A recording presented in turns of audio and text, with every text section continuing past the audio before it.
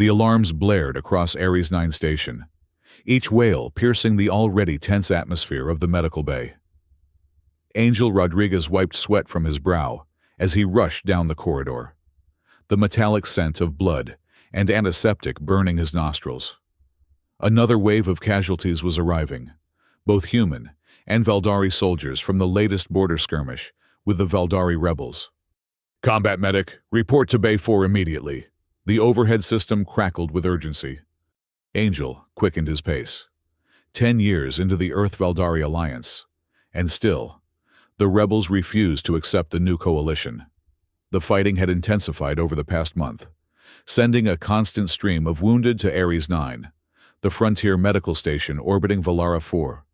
As Angel burst through the doors of Bay 4, the scene hit him like a physical blow. Medical staff swarmed around multiple gurneys, their faces grim with concentration. Most of the casualties were Valdari, their jade-green skin now ashen, silver markings dulled with pain and fatigue.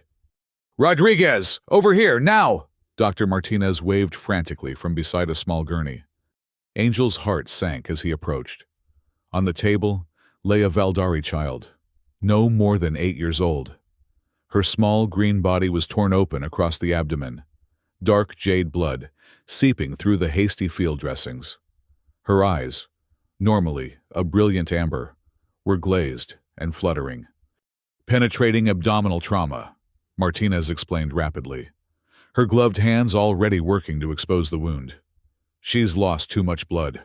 Pulses thready, BP dropping fast." Angel immediately began assisting, his hands moving with practiced efficiency, despite the twist of anguish in his gut. Children shouldn't be casualties of war, human or alien. "Her name is Kira," a Valdari medic supplied. "She was caught in crossfire when rebels attacked the settlement outpost." The monitors above the gurney began shrieking in alarm. "We're losing her," Martinez shouted. "We need blood, now." "Checking stores," a nurse called back, already tapping frantically at a tablet. Her face fell. "We're out of compatible Valdari blood products. The last shipment was diverted to the front lines."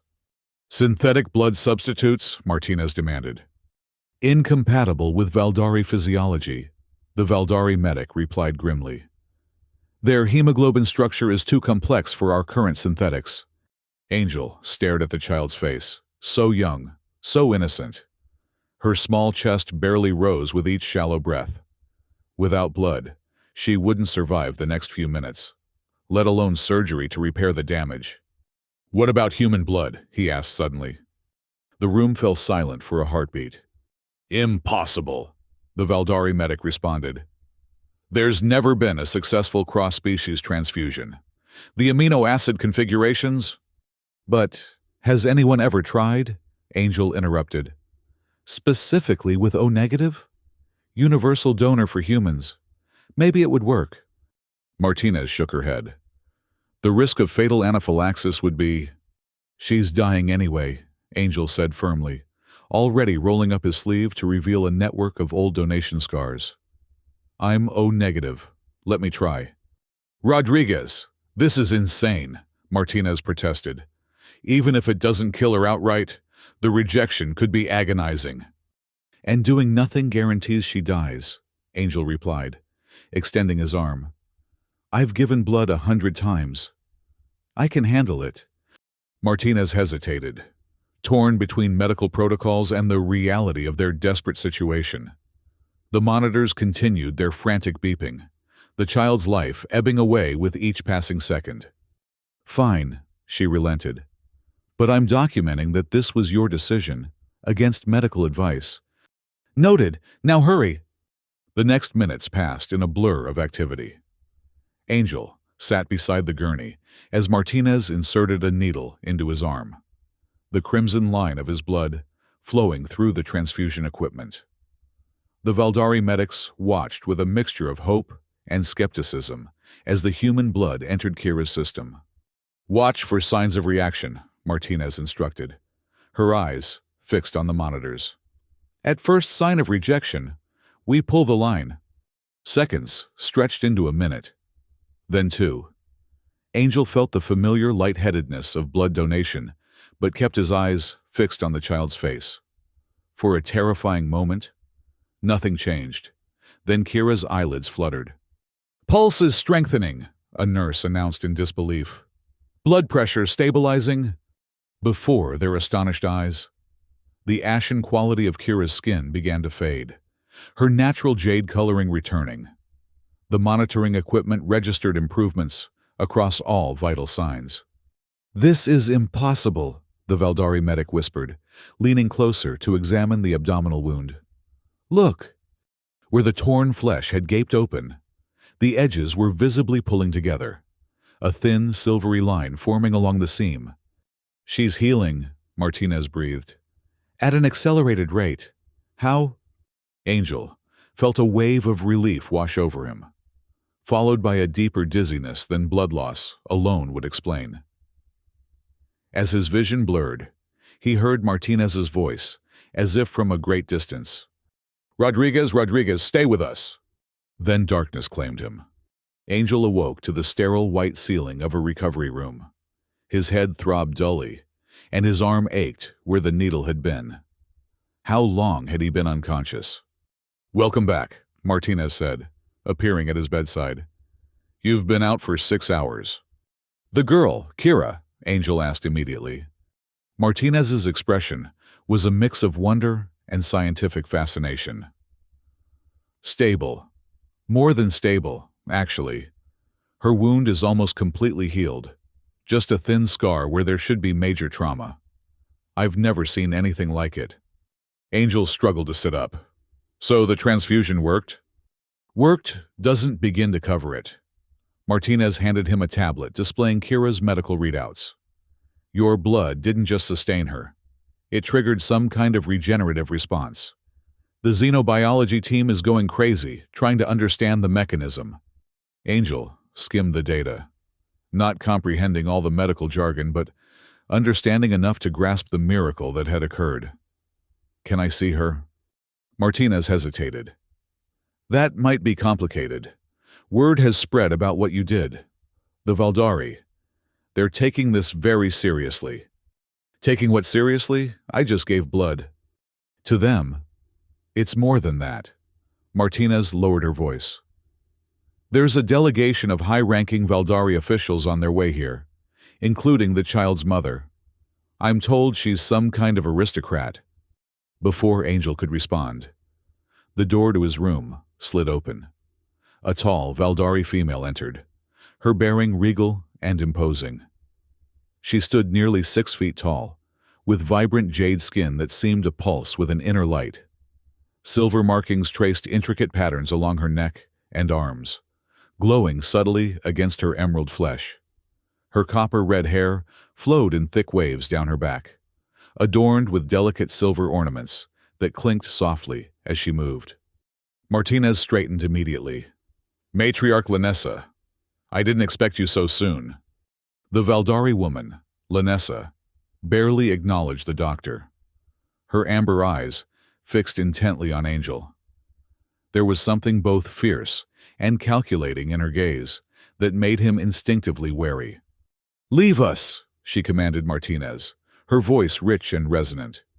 Martinez glanced uncertainly at Angel, who nodded slightly. When the door closed behind her, Angel found himself alone with the Valdari woman. "You are the one who gave blood to my daughter," Lanessa stated. It wasn't a question. "Yes, her name is Kira, right? How is she doing?" "She lives, thanks to your intervention." Lanessa approached his bed, studying him with unnerving intensity. "You have placed me in a difficult position. Human." Angel frowned. "I don't understand. I helped save your daughter's life." "Indeed. And by Valdari law, that creates a blood debt that must be honored." Lanessa's expression remained impassive, but Angel sensed a conflict behind her stern demeanor. "Your blood did not merely sustain Kira. It awakened dormant genetic pathways, the ancient bloodlines stirring in response to an outside catalyst." "I'm not following," Angel said, increasingly uncomfortable with the direction of this conversation. Lanessa's lips thinned. I am Lanessa of Housefifth, matriarch of one of the oldest pure bloodlines among our people. For 3 centuries, our genetic potency has been in decline, our telepathic abilities fading, our reproductive rates falling. We stand at the precipice of extinction. She paced the small room, her movements fluid and predatory. And then you, a human combat medic, introduce your blood into my daughter's veins, and she not only survives but thrives.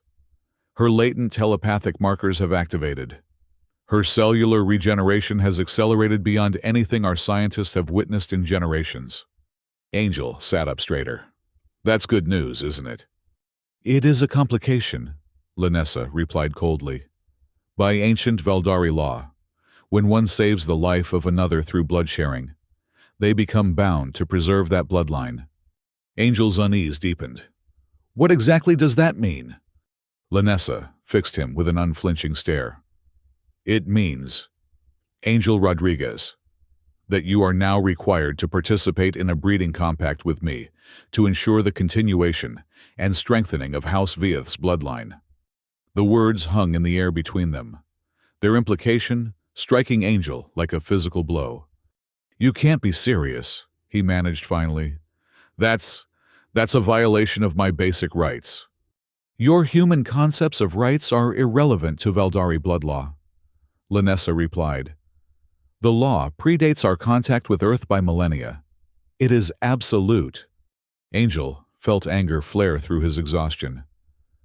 I saved your daughter because it was the right thing to do, not to be forced into some archaic breeding program. For the first time, Lanessa's composure cracked, a flash of desperation crossing her features. You think I wish this, to bind myself to an alien species? But the law offers no exceptions, not even for a matriarch. This is insane! Angel pushed himself to his feet, ignoring the wave of dizziness that accompanied the movement. I'm a soldier of Earth's military. We have our own laws. Which is why I am giving you 24 hours to consider your position, Lanessa said, regaining her cool demeanor. By this time tomorrow, you will provide your answer. If you refuse, she paused, the consequences will extend beyond yourself. Is that a threat? It is reality, Lanessa replied. Your blood has begun a process in my daughter that cannot be reversed. Without continued genetic stabilization, her awakened abilities could consume her from within. Angel stared at her in disbelief. You're saying she'll die without this breeding compact? Not immediately, but eventually, yes. Lanessa moved toward the door. 24 hours. Combat Medic Rodriguez. I suggest you use them wisely. After she left, Angel sank back onto the bed, his mind reeling. What had started as a straightforward act of compassion had spiraled into an impossible situation. He needed information, advice, something to help him understand what he was facing. He reached for his comm unit, intending to contact Martinez, when the door opened again. This time it was Colonel Hayes, his commanding officer, accompanied by Ambassador Cole, Earth's diplomatic representative to the Veldari. Hayes' expression was thunderous. Rodriguez, what the hell have you done? Sir, I was trying to save a life, Angel began, but the colonel cut him off with a sharp gesture. You've created a diplomatic nightmare is what you've done, Hayes snapped. The Veldari High Council is in an uproar. Half of them are demanding you fulfill this blood compact nonsense, and the other half are screaming that human blood will corrupt their precious genetic purity. Ambassador Cole stepped forward, her diplomatic training evident in her measured tone. What Colonel Hayes means is that you've inadvertently placed yourself at the center of a complex cultural situation. They want me to father a child with this Lanessa, Angel said bluntly. That's not a cultural situation. It's reproductive coercion. Cole winced. The Veldari don't see it that way. To them, blood sharing creates a sacred bond, one that transcends individual autonomy in service to the collective survival. So you're saying I should just go along with it? Angel asked incredulously. Absolutely not, Hayes interjected. Earth forces do not surrender personnel to alien breeding programs, no matter how diplomatically inconvenient the refusal might be. I'm having you transferred back to Earth immediately. And what about the girl? Angel asked. Lanessa claims she'll die without some kind of ongoing genetic intervention. Cole and Hayes exchanged glances. We have no way to verify that claim, Cole said carefully. It could be manipulation. Or it could be true, Angel countered. I saw what my blood did. It was miraculous. Hayes's expression hardened. Listen carefully. Rodriguez, this is a direct order. You are to have no further contact with the Valdari matriarch or her daughter. You will prepare for immediate evacuation to Earth, where our own scientists can examine you for any effects from this unauthorized procedure. With all due respect, sir, Angel said, rising to his feet. I need to understand what's happening before I make any decisions. This isn't a request, soldier, Hayes growled. It's an order. Then I request 24 hours to resolve the situation, Angel insisted. That's how long Lanessa gave me to respond. After that, I'll comply with whatever orders you issue. Hayes looked ready to refuse, but Cole placed a restraining hand on his arm. 24 hours might allow tensions to cool on all sides, and it would demonstrate our respect for Valdari customs while we seek a diplomatic solution. After a tense moment, Hayes nodded curtly. 24 hours, not a minute more. And Rodriguez, don't do anything else heroic. That's an order. After they left, Angel sat in silence, weighing his impossible choices. His military career versus a child's life. His personal autonomy versus an alien culture's sacred laws. There had to be another solution, something that would satisfy both sides without requiring such an extreme sacrifice. With determination, he activated his comm unit. Martinez, I need everything you have on Valdari physiology, especially anything related to telepathic abilities and genetic structures. And can you arrange for me to see Kira? The child lay peacefully in a recovery bed, her jade skin now vibrant with health. The silver markings on her small arms, faint before the transfusion, now glowed with subtle luminescence. When she saw Angel, her amber eyes widened with recognition. You're the one who gave me your blood, she said in perfect English, her voice soft but clear. Angel nodded, approaching her bedside carefully. Martinez stood nearby, monitoring the situation along with a Valdari scientist Angel hadn't met before. This is Dr. Vex, Martinez introduced. She's the lead xenobiologist for the Valdari delegation. Dr. Vex regarded Angel with open curiosity. She was younger than Lanessa, with lighter green skin and more elaborate silver markings across her face and neck. The effects of your blood on Kira's system are unprecedented, she said without preamble. I've been studying genetic mapping for 20 years, and I've never seen anything like this accelerated awakening. Awakening, Angel echoed. Of dormant Valdari genetic potential, Dr. Vex clarified. Our species once possessed significant telepathic abilities, natural mental connections that allowed us to share thoughts, emotions, even physical sensations across distances. These abilities have been fading for centuries. Until now, Martinez added, gesturing to Kira's medical readouts. Whatever factors in your O-negative blood interacted with Kira's system, they've activated genetic expressions that have been dormant in the Valdari population for generations. Kira watched them with unnerving intensity. I can feel things now, she said simply. People's thoughts, like whispers in my mind. Angel felt a chill run down his spine. Is that why your mother, the matriarch, believes I need to continue this process? Dr. Vex nodded. House Veith has been at the forefront of genetic preservation efforts for our people. If your genetic material can restore what we've lost. She trailed off, her implication clear. But surely there must be a scientific alternative, Angel argued. Medical interventions, gene therapy, something besides this breeding compact. We've tried everything, Dr. Vex replied.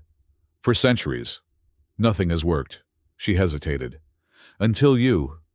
Angel turned back to Kira, who was watching him with those unnervingly perceptive eyes. Does it hurt? These new abilities? She shook her head. It feels right. Like something was missing before. Her small hand reached for his. Mother says you might not stay. Angel hesitated, then gently took her hand. The moment their skin touched, he felt a strange tingling sensation, followed by a whisper of emotion that wasn't his own. Gratitude, curiosity, fear. He pulled back in shock. Did you feel that? Kira asked, her eyes wide. Yes. Angel looked to Dr. Vex in alarm. What just happened? The Valdari scientist was already scanning both of them with a handheld device, her expression shifting from professional interest to outright amazement. Impossible, she breathed. The telepathic connection is bidirectional. Your exposure to Kira's blood during the transfusion must have activated latent receptivity in your own neural pathways. Are you saying I'm becoming telepathic? Angel asked incredulously. Not exactly, Dr. Vex replied. But you've developed a sensitivity to Valdari telepathic fields. It's as if your nervous system has been recalibrated. Martinez looked troubled. We need to run a full workup on you, Rodriguez. If your physiology is changing, I'll submit to whatever tests you need. Angel agreed. But first, I need to understand exactly what will happen to Kira if I refuse this compact. Dr. Vex's expression grew serious. Without stabilization, the awakened genetic pathways will eventually destabilize. Think of it as an engine suddenly operating at maximum capacity without proper support systems. Initially, her abilities will strengthen, but eventually, the strain will overwhelm her neural pathways. And this breeding compact would prevent that? The genetic exchange would complete the awakening process properly. Yes, Dr. Vex confirmed. The offspring would likely represent a new genetic phase for our species. Stable, enhanced, perhaps even more advanced than our ancestors. Angel looked back at Kira, who was watching him with complete trust in her amber eyes. The weight of responsibility pressed down on him like a physical force. I need time to think, he said finally, rising from her bedside. As he turned to leave, Kira's voice stopped him, not spoken aloud, but a clear whisper in his mind. Please don't leave us. The next 12 hours were a blur of medical tests, heated arguments, and private soul-searching. Angel submitted to Martinez's examinations, which confirmed Dr. Vex's assessment. His nervous system was showing unprecedented changes, developing structures that allowed for limited reception of Valdari telepathic impulses. Meanwhile, word of the situation had spread throughout Ares 9. The station's personnel divided along predictable lines, human military staff backing Colonel Hayes' position that Angel should return to Earth immediately, while the scientific contingent argued for further research into the unexpected genetic compatibility. Among the Valdari delegation, similar divisions emerged. Conservative elders viewed Angel's blood as a contamination of their pure lineage, while progressives saw the potential for salvation in this unexpected development. In the midst of this swirling conflict, Angel sought a quiet moment alone in the station's observation deck. The vast expanse of stars beyond the viewport offered no answers, but at least provided space to think away from the clamor of opinions. I thought I might find you here, a voice said from behind him. Angel turned to see Lanessa approaching. In the dim light of the observation deck, her silver markings seemed to absorb the starlight, giving her an ethereal quality. Have you come to pressure me further? He asked wearily. I've come to understand, Lanessa replied, stopping several paces away. You face an impossible choice, Sacrifice your freedom or condemn my daughter. No honorable warrior should face such a decision. Angel studied her, surprised by this moment of empathy. Is there truly no alternative? No medical intervention that could stabilize Kira without this breeding compact? Lanessa's expression tightened. Do you think I would demand this if any alternative existed? My people stand at the edge of extinction. Combat Medic Rodriguez. Our birth rates fall with each generation. Our telepathic connections, the very essence of what makes us Valdari, fade to whispers. And you believe my genetics hold the answer? Not belief. Evidence. Lanessa gestured to a datapad she carried. Dr. Vex's latest analysis confirms it. Something in your blood, perhaps a unique protein configuration, perhaps something more fundamental, has the power to reawaken what we've lost. Angel sighed, turning back to the stars. On Earth, we have a long, ugly history of reproductive coercion, forcing people to breed against their will, sterilizing those deemed undesirable. It's considered a fundamental violation of human rights. I understand this, Lanessa said quietly. The irony does not escape me. I, who have dedicated my life to preserving the purity of House Veith's bloodline, now find myself demanding union with an alien species. Angel glanced at her. That can't be easy for you either. A flicker of surprise crossed Lanessa's features. It is. Challenging, she admitted. Yet I would sacrifice far more for my daughter's survival, for my people's future. They stood in silence for a moment, the weight of their impossible situation hanging between them. If I were to agree, Angel said finally, I would need conditions. Lanessa's amber eyes narrowed. What conditions? First, I would be treated with dignity, not as a breeding specimen. Second, once a healthy child is born, I would be free to leave if I choose. Angel met her gaze steadily. And third, I want guarantees that this child, and Kira, will be protected from those who might view them as abominations.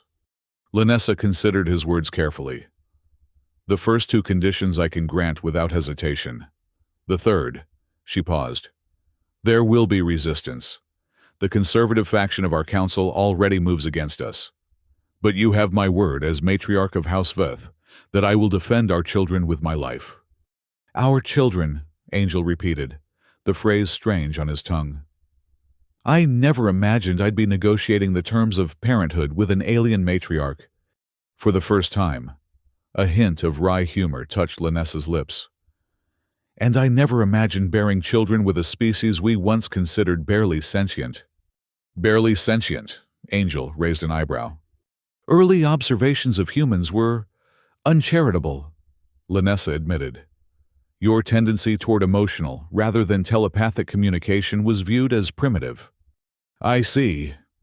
Angel shook his head, finding unexpected amusement in the absurdity of their situation. And now here we are, contemplating becoming parents together. The moment of levity passed quickly, reality reasserting itself. Colonel Hayes has ordered me back to Earth, Angel said. If I agree to your compact, I'll be disobeying direct orders. I could face court-martial, dishonorable discharge. A high price, Lanessa acknowledged.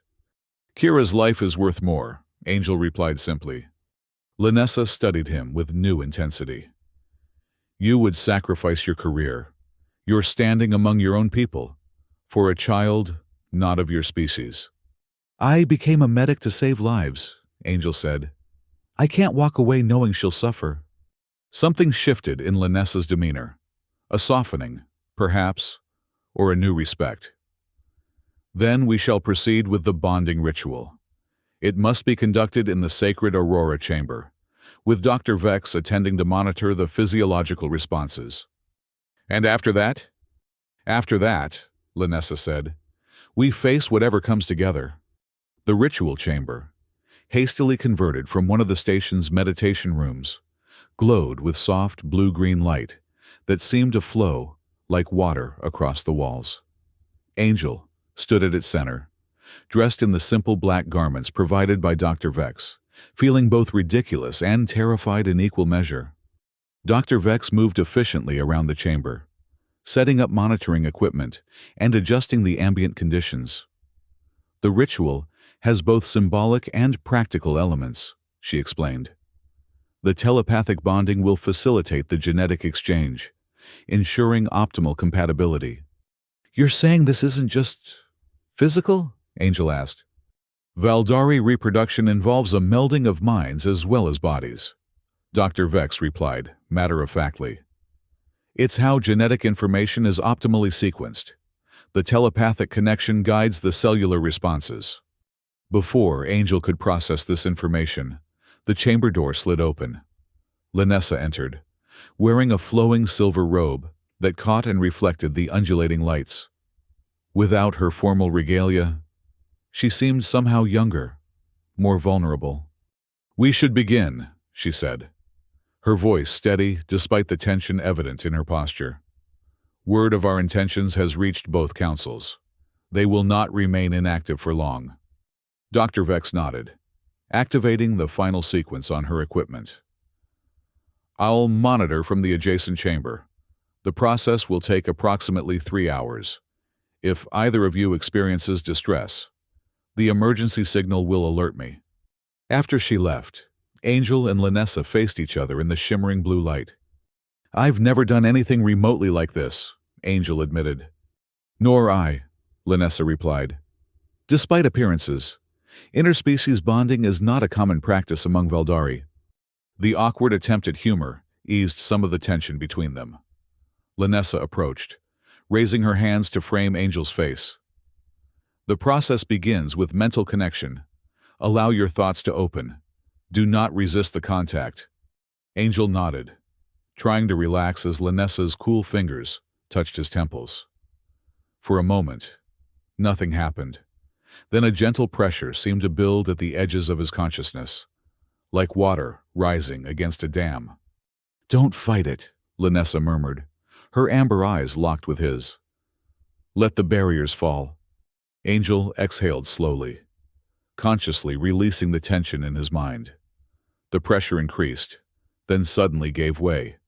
A flood of sensations washed over him, not his own experiences, but Lanessa's. Fragments of memory, emotion, knowledge. The weight of leadership settling on young shoulders after her mother's death. The joy of Kira's birth, followed by crushing fear when the infant's genetic scans showed continued deterioration of the telepathic markers. Pride in Valdari heritage warring with desperation as each generation grew weaker. The moment of shock when her human-treated daughter opened her eyes, silver markings glowing with renewed vigor. Angel gasped as the connection deepened. He was dimly aware of physical sensations. Lanessa's body pressed against his, the ritual progressing to its physical component. But these seemed secondary to the mental fusion taking place. Through the telepathic link, he sensed Lanessa experiencing his memories in turn. His childhood determination to become a medic after losing his father in combat. The weight of responsibility each time he treated a wounded soldier. His bone-deep belief that every life deserves saving, regardless of species or allegiance. The physical and mental union intensified, building towards something Angel couldn't have anticipated. At the moment of culmination, a surge of energy flooded through their connected minds and bodies, raw power that seemed to rewrite neural pathways and cellular structures in its wake. Angel cried out, not in pain, but in overwhelming sensation, as the energy coursed through him. Lanessa's mental presence expanded within the connection, guiding the flow, directing the changes with the expertise of generations of genetic knowledge. Then, gradually, the intensity subsided. The connection remained, but gentler now, a background awareness of Lanessa's presence rather than the overwhelming fusion of moments before. Angel opened his eyes, disoriented. Lanessa was watching him, her expression a complex mixture of wonder and scientific assessment. "It is done," she said simply. "What exactly happened?" Angel asked, becoming aware of subtle changes in his perception. Colors seemed more vivid, sounds more distinct, and at the edges of his awareness, he could sense the presence of other minds throughout the station, faint impressions of emotion and thought. The genetic awakening has been initiated in both of us, Lanessa explained, her voice oddly gentle. Your latent receptivity to telepathic fields has been fully activated. My own abilities have been enhanced beyond anything I've experienced. Angel tried to process this information. So I'm now telepathic. To a degree, Lanessa confirmed. Primarily receptive rather than projective, and likely limited to Valdari mental signatures. But yes. Before Angel could respond, an alarm blared throughout the station. Red emergency lights replaced the gentle blue glow of the ritual chamber. Breach in Medical Sector C, announced the station's automated system. Security personnel report to containment positions. Angel and Lanessa exchanged alarmed glances. Kira is in Sector C, Lanessa said, already moving toward the door. They dressed hastily, all awkwardness forgotten in the face of potential danger. As they hurried through the corridors, Angel became aware of a new dimension to his perception, a tactical awareness of others nearby, their positions and emotional states bleeding into his consciousness. I can sense them, he said to Lanessa as they ran. Hostile intent. Multiple individuals converging on the medical bay. Lanessa nodded grimly. Conservative faction. They mean to eliminate the contamination before it can spread. They rounded the final corner to find chaos erupting in the medical sector. A group of Valdari elders, accompanied by several human security officers wearing Colonel Hayes' insignia, were attempting to force entry into Kira's treatment room. Dr. Vex and Martinez stood defiantly before the door, blocking access. This is a violation of medical protocol, Martinez was shouting. You have no authority to remove a patient under treatment. Stand aside, human, growled one of the Valdari elders. This matter concerns Valdari bloodlines, not your primitive medical ethics. Angel felt Lanessa's fury spike through their connection. Without hesitation, she strode forward, her voice cutting through the commotion with commanding authority. By what right do you threaten my daughter, Elder Zoran? The elder turned, his expression darkening at the sight of Lanessa and Angel together. Matriarch Lanessa, your actions bring shame upon House Feth. The Council has ordered the human's blood influence contained and studied before irreparable damage is done to our genetic legacy. The Council does not command House Feth, Lanessa replied coldly. And you trespass against my bloodkin. Bloodkin, Elder Zoran spat. You would claim this human as kin? The bonding ritual is forbidden with lesser species. One of the human security officers stepped forward, weapon raised. Combat Medic Rodriguez, you are ordered to return to Earth quarters for immediate evacuation. Colonel's orders. Angel assessed the situation with newfound clarity, tactical options unfolding in his mind with surprising speed. Through the telepathic link, he sensed Lanessa planning her own response, her centuries of combat training evident in the structured patterns of her thoughts. Left flank, then center, her mental voice suggested, non-lethal only. Angel gave an imperceptible nod. In perfect coordination, they moved. Lanessa launched forward with inhuman speed, her silver-robed form barely visible as she disarmed the first two security officers before they could react. Angel dropped low, sweeping the legs from beneath a third officer while simultaneously reaching for a nearby medical cart. With practiced efficiency, he grabbed a sedative injector and pressed it against the neck of a lunging Valdari elder. The elder collapsed instantly. His attack halted before it began. Throughout the station, alarms continued to blare as the confrontation escalated. Angel and Lanessa moved in perfect synchronization, their minds linked in combat as they had been in the ritual. Angel found himself anticipating attacks before they came, his reflexes enhanced beyond normal human capability. "Get Kira to safety!" he called to Martinez as he deflected another attack. Martinez didn't hesitate, quickly entering the treatment room and emerging with Kira, wrapped in a medical blanket. Across the chaotic space, Angel locked eyes with the child briefly and felt her terrified mind touch his. "Help us!" In that moment of distraction, one of the security officers managed to land a stunning blow to Angel's midsection. He doubled over, breath knocked from his lungs. The officer raised his weapon for a finishing strike, only to be intercepted by Lanessa, who moved with liquid grace to position herself between Angel and the threat. Her counterattack was swift and precise, targeting neural pressure points that left the officer immobilized but unharmed. "Enough!" a commanding voice cut through the chaos. Everyone turned to see Elder Thin, one of the senior members of the Valdari Council, standing in the entrance to the medical sector. Beside him stood Ambassador Cole, her expression severe. "Stand down immediately," Cole ordered the human security team. "By whose authority are you acting? Colonel Hayes has been relieved of command pending investigation into this unauthorized action." The security officers hesitated, then lowered their weapons. Elder Thin stepped forward, his ancient eyes taking in the scene with evident disapproval. "Elder Zoran, you dishonor the council with this unsanctioned attack. The fate of House Veith's bloodline is not yours to determine." "The human's blood is changing us," Zoran protested. "Already the child exhibits abilities not seen in generations. If this contamination spreads—" "Contamination?" Elder Tene interrupted sharply. "Or salvation? Our people dwindle, Zoran. Our gifts fade. Yet you would destroy a potential path forward because it challenges your notion of purity." As the elders argued, Angel made his way to where Martinez guarded Kira. The child's amber eyes were wide with fear, but she reached for Angel's hand without hesitation.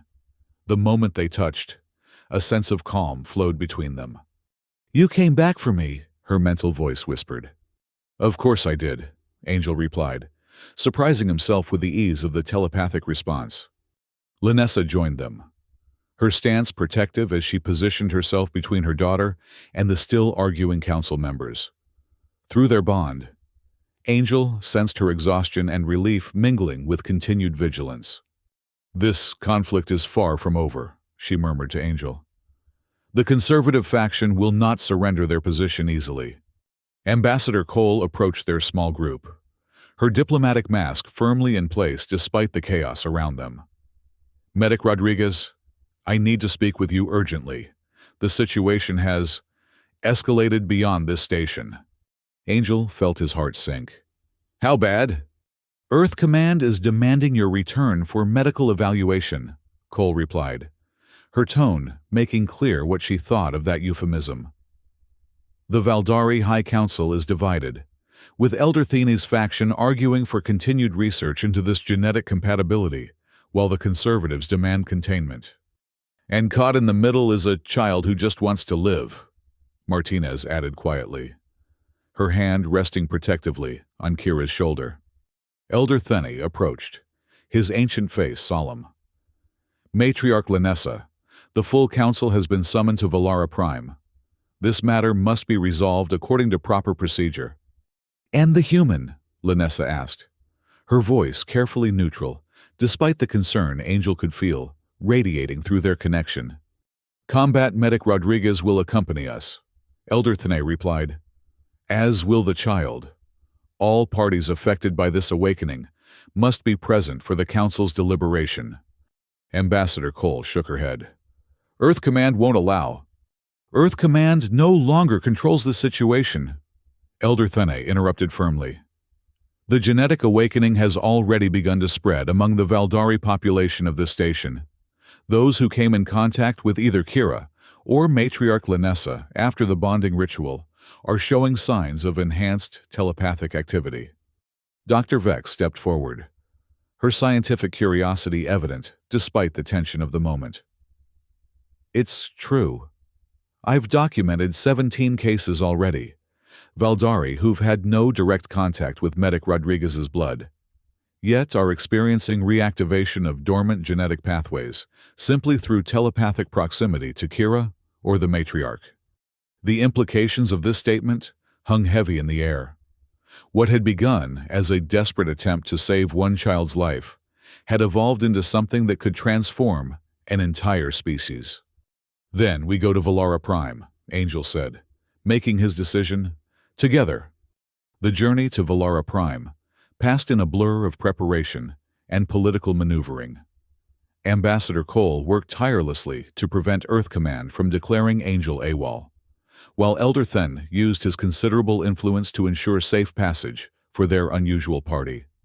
Throughout the 3-day journey aboard a Valdari diplomatic vessel, Angel found himself adjusting to his newly awakened telepathic sensitivity.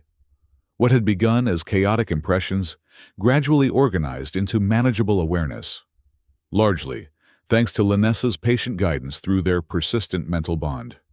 Focus on creating boundaries, she instructed during one of their daily sessions in the ship's meditation chamber. Imagine your mind as a fortress with controlled gates, not an open field. Angel concentrated, visualizing the mental structures she described. Slowly, the constant murmur of other consciousnesses aboard the ship receded to a manageable background hum. Better, he sighed, opening his eyes. Though I don't know how you've lived with this your entire life. Valdari children are born into telepathic networks, Linessa explained. We learn control alongside walking and speaking. For you, it's like suddenly gaining a sense you never possessed. Their relationship had evolved into something neither of them had anticipated. Not quite friendship, certainly not conventional romance, but a deep, mutual respect born of shared purpose and mental connection. Kira often joined their sessions, her own abilities developing with startling speed. Under Dr. Vex's careful monitoring, the child was thriving. Her awakened genetics stabilizing into patterns that the xenobiologist described as evolutionary leaps compressed into days. Will all Valdari change like this? Angel asked Dr. Vex during one examination. Only those with sufficient telepathic sensitivity to connect to the awakening network, the scientist replied. But that number grows daily. Reports from Ares 9 indicate nearly 80% of Valdari personnel now show signs of enhanced genetic expression. And humans? Dr. Vex hesitated. A small percentage, those with specific neurological configurations similar to yours, show limited sensitivity. Nothing approaching true telepathy, but awareness, increased empathic response. The implications were staggering. Not just a cure for one child or the revival of one bloodline, but a transformation that could bridge the gap between species. As their ship entered orbit around Valara 4, Angel stood at the viewport, gazing down at the emerald and sapphire world that would determine his fate. Linessa joined him, her presence in his mind a now familiar comfort. Are you prepared? She asked simply. For a planet full of telepaths to decide whether I'm a savior or contaminant, Angel replied with a wry smile. As ready as I'll ever be. The Valdari High Council chamber was an imposing structure of living crystal and ancient stone, its soaring arches capturing and amplifying the amber light of Valara's primary sun. Arranged in concentric rings, the council members, over 100 Valdari elders representing bloodlines and territories, waited in solemn silence as Angel, Linessa, and Kira were escorted to the central speaking platform. Elder Then took position at the speaker's dais, his ancient voice surprisingly strong as it carried through the chamber. Council of Elders, we convene to address matters of unprecedented significance. Before us stands a human who has, through act of compassion, initiated genetic awakening within our people. A murmur rippled through the assembly, not just vocally, but telepathically, a wave of reaction that Angel could sense like pressure changes before a storm. We also acknowledge the presence of Matriarch Linessa of House Vath, who has completed a bonding ritual with this human, and her daughter Kira, the first to experience genetic awakening. Elder Zoran rose from his seat, his posture rigid with disapproval. This human has contaminated our bloodlines.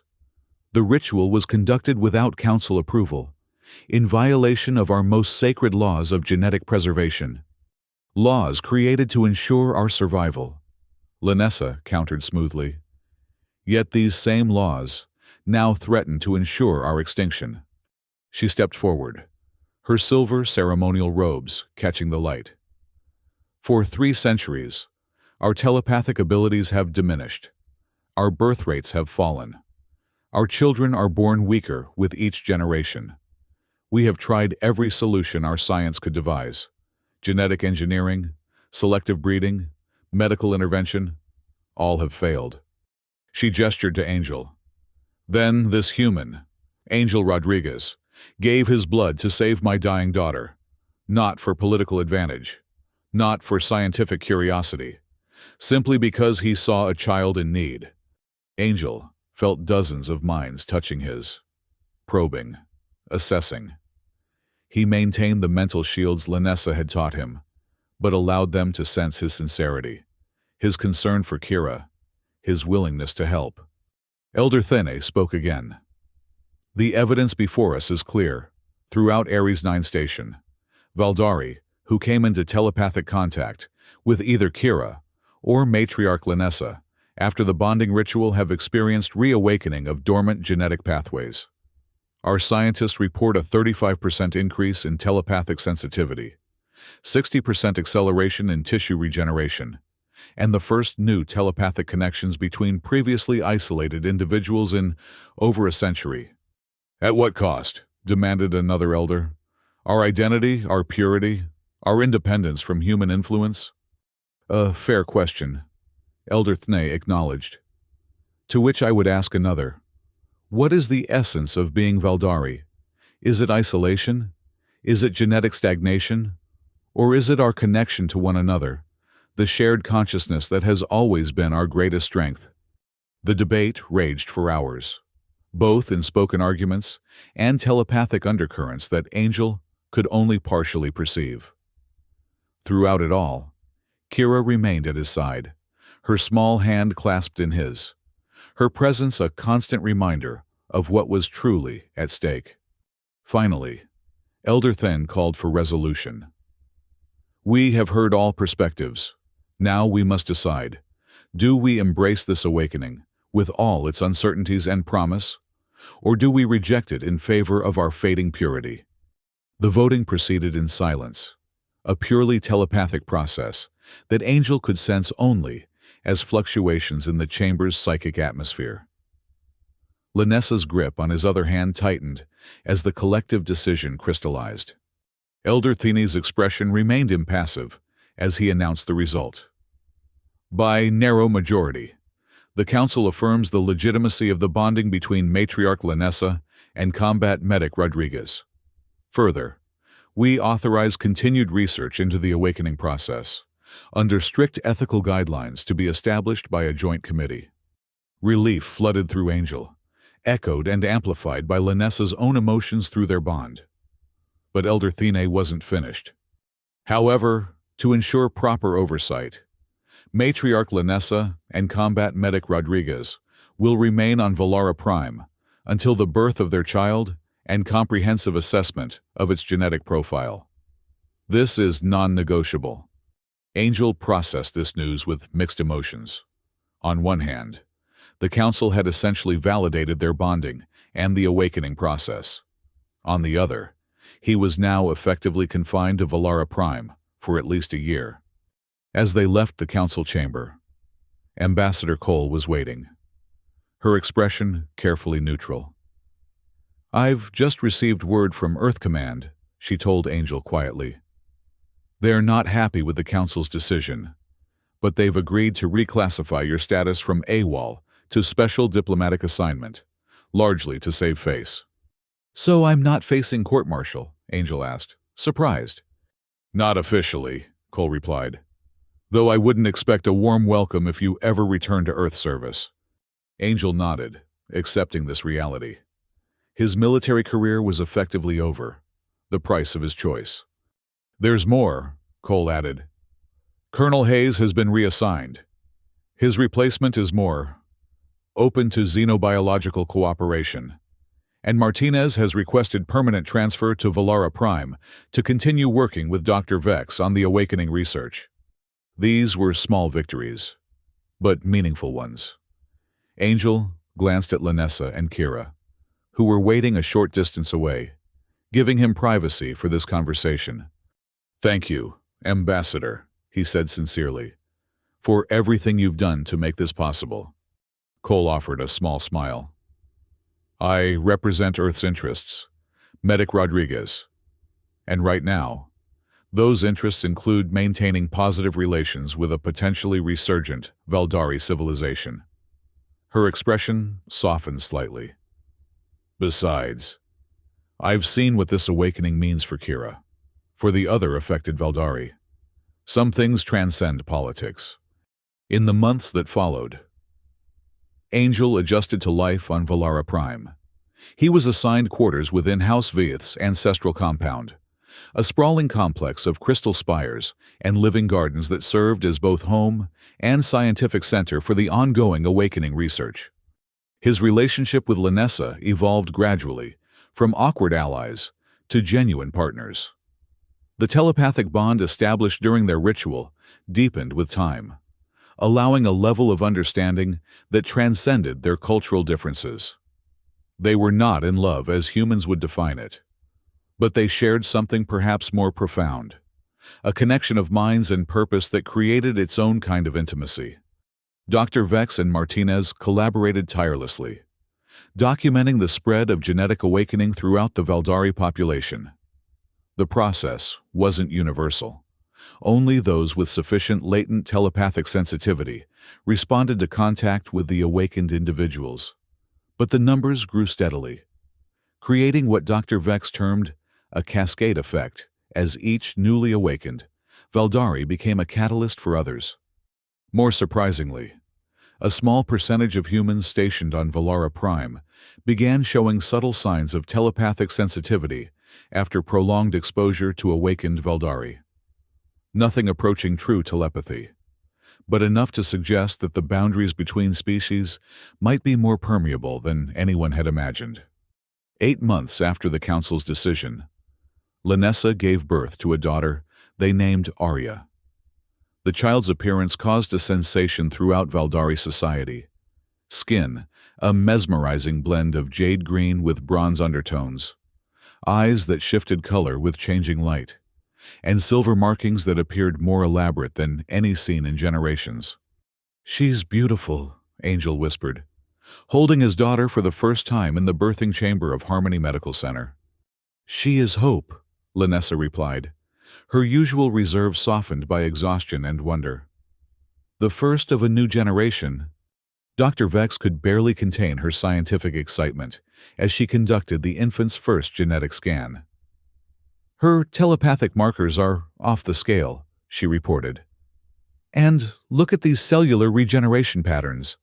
I've never seen anything like them. She's neither human nor Valdari, but something more." Word of Arya's birth spread rapidly, inspiring other Valdari human couples to consider bonding rituals of their own. 5 such pairings were formed within weeks, each carefully monitored by the joint medical team established under the Council's oversight. Not everyone celebrated these developments. The conservative faction, though outvoted, continued to protest what they viewed as the dilution of Valdari purity. Earth Command maintained an official policy of cautious observation, while unofficially encouraging the growing scientific exchange between species. Through it all, Angel found unexpected fulfillment in his new role. He continued practicing medicine, now specializing in the unique health challenges presented by the awakening process. He watched Kira flourish under the guidance of Valdari teachers, who marveled at her accelerated abilities. And he cherished each moment with Arya, whose development proceeded at an astonishing pace, walking at 5 months, speaking at 7, demonstrating conscious telepathic projection before her first birthday. 14 months after arriving on Valara Prime, Angel stood on the balcony of their quarters, watching the twin moons rise over the crystal spires of the city. Lanessa joined him, their mental connection humming with shared contentment. "The Council has approved the formation of a new diplomatic corps," she informed him, "composed of awakened Valdari and sensitized humans. They're calling it the Harmony Initiative." Angel smiled. "Let me guess, they want us involved." "They've asked you to serve as Earth's primary representative," Lanessa confirmed, "and me as Valdari coordinator." "Are we qualified for diplomatic work?" Angel asked skeptically. Lanessa's mental touch carried a hint of amusement. "We who created an interspecies child that's rewriting our understanding of genetic potential? I think we've demonstrated some diplomatic skill." Angel laughed, conceding the point. "And Kira and Arya?" "Would travel with us, of course. The initiative's first mission is to visit the Centauri colonies, where reports of spontaneous telepathic sensitivity have begun to emerge among the human population there." Angel considered this proposal, feeling its rightness settle into his consciousness. From a desperate act of compassion had grown not just a family, but a movement, a joining of species that promised to transform both societies. "When do we leave?" he asked. "1 month," Lanessa replied. "The new ship is called Awakening." As if summoned by her name in their thoughts, Kira appeared in the doorway, now 10 years old, and radiating the quiet confidence of a child coming into her power. "Arya wants to show you something," she announced.